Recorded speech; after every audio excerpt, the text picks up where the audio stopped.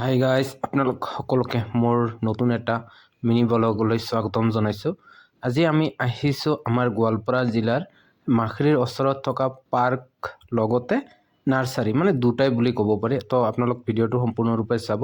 ইয়াত টিকেটৰ মূল্য একেবাৰে কম, 5 টকাকৈ প্ৰতিজন মানুহৰে।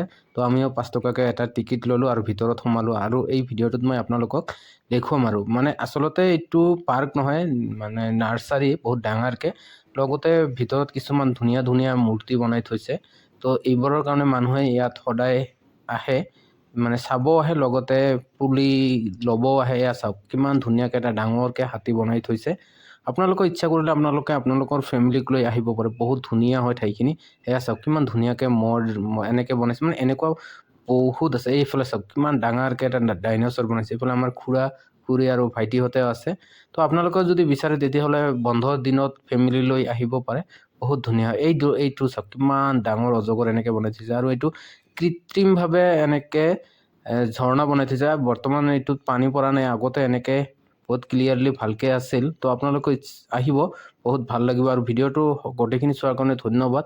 আৰু পাৰিলে ভিডিঅ'টো অলপ বেছিকৈ শ্বেয়াৰ কৰি দিব, যাতে মই আগলৈকে ভিডিঅ' বনোৱাৰ কাৰণে উৎসাহ পাওঁ। ধন্যবাদ।